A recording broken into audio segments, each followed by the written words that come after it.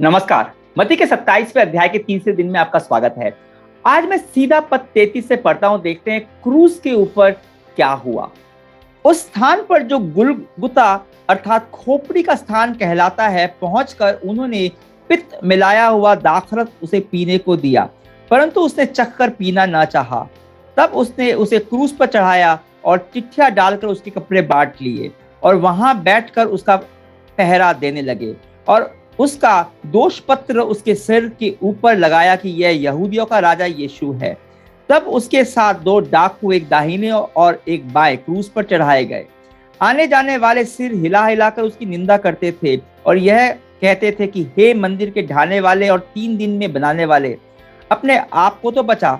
यदि तू परमेश्वर का पुत्र है तो क्रूस पर से उतर जा।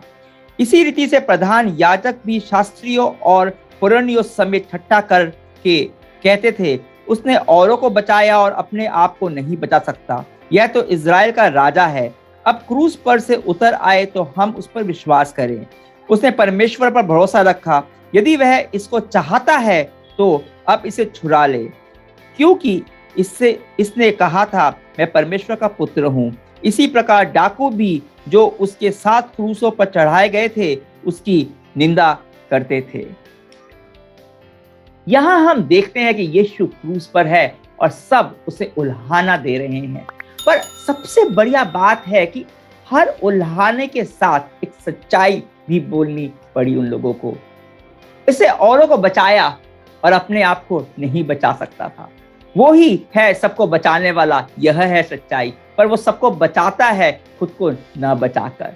अब क्रूस पर से उतर आए तो हम उस पर विश्वास करेंगे। सच्चाई तो यह है कि उस पर विश्वास इसलिए करते हैं क्योंकि वो क्रूस पर से नहीं उतरा। उन्होंने कहा यदि वह इसको चाहता तो अब इसे छुड़ा ले। सच्चाई तो यह है कि परमेश्वर ने उसे नहीं छुड़ाया क्योंकि वो हम सबको चाहता है। इस पल में क्रूस पर परमेश्वर की सच्चाई का हम सामना करते हैं और यही सच्चाई को हम को आगे देख रहे हैं। ठीक उस पल से जब एदन के उस बगीचे में पाप पहली बार मनुष्य जाति में आया था। दरअसल उससे भी पहले, क्योंकि परमेश्वर जानते थे कि पाप होगा और वे जानते थे कि उनका वचन खुद मनुष्य का रूप लेकर क्रूस पर होगा हमारे लिए अपने पापों की आहुति देते हुए। इसलिए पुराने नियम में हम भविष्यवाणियों पर भविष्यवाणी देखते हैं, एक के बाद एक, और उस भविष्यवाणियों को इससे बड़ी पूर्ति हमें और कहीं देखने को नहीं मिल सकती जो यहाँ क्रूस पर है।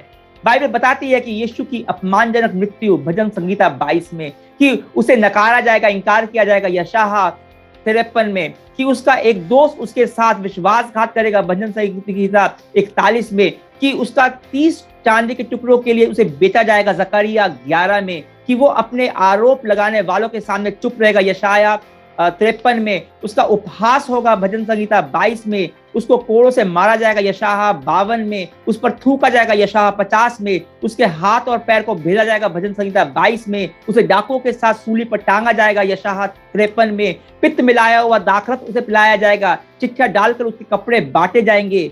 जो सब हम देखते हैं सबकी भविष्यवाणी पुराने नियमों में पहले ही हो गई थी। आगे हम देखेंगे कि और भी भविष्यवाणियां पूरी होंगी। उसकी हड्डियां नहीं तोड़ी जाएंगी, उसको एक अमीर आदमी कब्र में दफनाया जाएगा। और यह सब भविष्यवाणियां इसलिए हुई थी क्योंकि परमेश्वर उस पल की तरफ देख रहे थे जब यीशु क्रूस पर अपने प्राणों को देंगे। और इस बीच हम पिता परमेश्वर के हृदय को देखते हैं जब यीशु क्रूस पर है।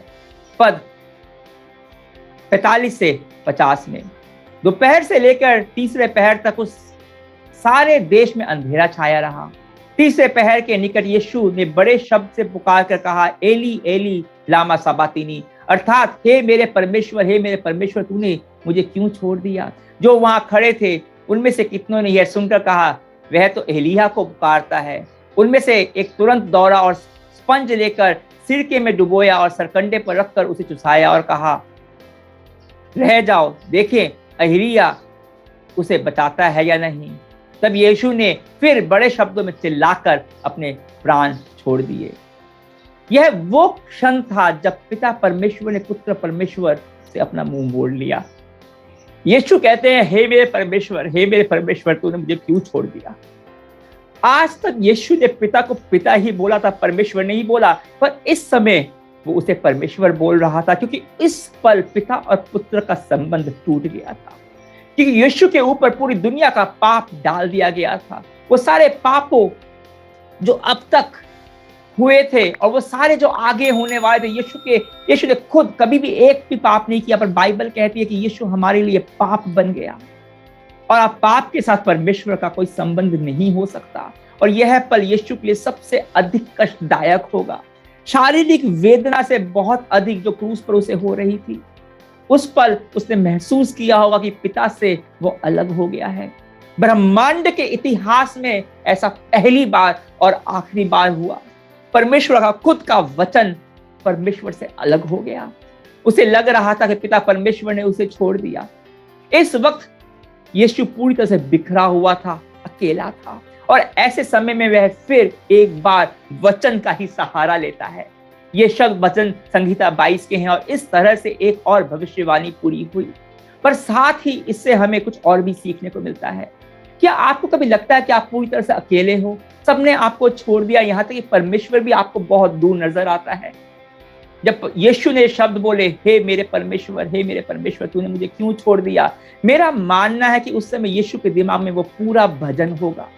और उस समय जब वो अकेला था और पिता ने भी मानो उससे मुंह फेर लिया था कि वो अपने पिता को पिता संबोधित न करके परमेश्वर बुला रहा था, वो पिता पर ही आश्रित था। अगर आप यह भजन पूरा पढ़ोगे तो उसमें दाऊद की प्रार्थना है, जहां वो परमेश्वर की स्तुति कर रहा है, प्रशंसा कर रहा है। और जब आप अकेला महसूस करो, जब आपको यह लगे कि परमेश्वर आपसे दूर है, तो आप क्या करते हुए परमेश्वर की प्रशंसा करोगे, क्योंकि परमेश्वर का साथ और उसकी उपस्थिति इस बात पर निर्भर नहीं करती कि आप क्या महसूस करते हो, परंतु वो उसकी प्रतिज्ञा के ऊपर निर्भर करती है, जो कहता है कि मैं तेरे को कभी ना त्यागूंगा, मैं तेरे को कभी ना छोड़ूंगा। और यह प्रार्थना, मेरे परमेश्वर, हे मेरे परमेश्वर तूने मुझे क्यों छोड़ दिया, शायद से यह याद करने का पहला मौका है कि परमेश्वर आपके साथ हैं। और यीशु ने भी यही किया। इस पूरे भजन में हम यह देखते हैं कि कष्ट के बीच में भी परमेश्वर अपना काम कर रहे थे। स्तुति प्रशंसा पूरे बाइबल में प्रतिक्रिया है, वह प्रतिक्रिया जो परमेश्वर हमसे हमारी पीड़ा के बीच में चाहते हैं। यह झूठ बोलना नहीं है, यह ढोंग नहीं है, यह इंकार में जीना भी नहीं है, क्योंकि स्तुति प्रशंसा अकेलेपन और पीड़ा का परमेश्वर की उपस्थिति की तसल्ली का आदान प्रदान है कि आप अकेले नहीं हैं। और यह तसल्ली आपको कष्ट से जूझने की शक्ति देता है कि मैं अकेला नहीं हूं। इधर क्रूस पर भी सदियों के पापों के बोझ के तले दबे हुए पिता को पिता नहीं कह पाए, पर वो बोले, हे मेरे परमेश्वर। जब उन्होंने चेलों को प्रार्थना करना सिखाया था, तब भी हमारे पिता केवल पिता नहीं, हमारे पिता। और यहाँ परमेश्वर नहीं, मेरे परमेश्वर। कष्ट के बीच में जो सबसे महत्वपूर्ण पुकार थी, वो थी संबंध के लिए एक व्यक्तिगत रिश्ता, मेरे परमेश्वर, मेरे पिता।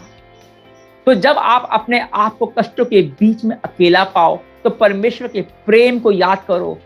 तो जब आप मेरे को नहीं पता किस स्थिति में हो सकता है कि आपको लग रहा हो कि आप क्रूस के ऊपर हो, आप अकेले हो, पर इस बीच में भी आप प्रार्थना कर सकते हो, उसकी स्तुति कर सकते हो। आइए प्रार्थना में हम वही करते हैं, उसे पुकारो, पिता नहीं मेरे पिता, परमेश्वर नहीं मेरे परमेश्वर, क्योंकि परमेश्वर ने जगत से इतना प्रेम किया, क्योंकि परमेश्वर ने मुझसे इतना प्रेम किया कि एकमात्र पुत्र दे दिया। और इस बात का पक्का इंतजाम यीशु ने क्रूस पर कर दिया है कि परमेश्वर कभी भी अपना मुंह आपसे नहीं फेरेंगे, क्योंकि वो एक बार हमारे पापों के कारण यीशु से अपना मुंह फेर चुके हैं। तो अभी आप अगर अकेले हो, कष्ट में हो, तो अपने दुख को कम करके आंकने की आवश्यकता नहीं है, छिपाने की जरूरत नहीं है। 2 पल निकालिए और परमेश्वर को जोर से पुकारिए, परमेश्वर, हे मेरे परमेश्वर, पिता, हे मेरे पिता, मैं अकेला हूं, मैं कष्ट में हूं और मेरे को ऐसा लगता है कि सबने मेरे को छोड़ दिया, यहां तक कि तू मेरे को बहुत दूर नजर आता है, पर तेरा वचन कहता है कि तू कभी नहीं त्यागेगा, तू कभी नहीं छोड़ेगा। तू ही है जो मेरे को यहाँ से आजाद कर सकता है, इस कष्टों से आजाद कर सकता, निकाल सकता है। इसलिए इस कष्टों के बीच में मैं तेरी स्तुति करता हूँ, तेरी प्रशंसा करता हूँ, तेरी आराधना करता हूँ। और जब तू मेरे को उद्धार देगा, इसमें से निकाल लेगा, तो मैं और भी चिल्लाकर तेरी प्रशंसा करूंगा, तेरी स्तुति करूंगा। और धन्यवाद करता हूं कि इस बात का पूरा इंतजाम तूने इस क्रूस पे कर दिया है, कि मेरी गलतियां, मेरे पाप कभी भी हमारे बीच में नहीं आने वाले, कि तू कुछ भी हो जाए कभी भी मुंह नहीं मोड़ेगा। कि तेरा अनुग्रह, तेरी दया, तेरा क्षमा और तेरा प्रेम हमेशा और हमेशा के लिए मेरे साथ है, हमारे साथ। धन्यवाद करते हैं, यीशु मसीह के नाम से प्रार्थना करते हैं, आमीन। कल हम देखने वाले हैं उस क्षण क्या हुआ जब यीशु ने अपने प्राणों को त्यागा। तब तक के लिए आज्ञा दीजिए। परमेश्वर की महिमा हो।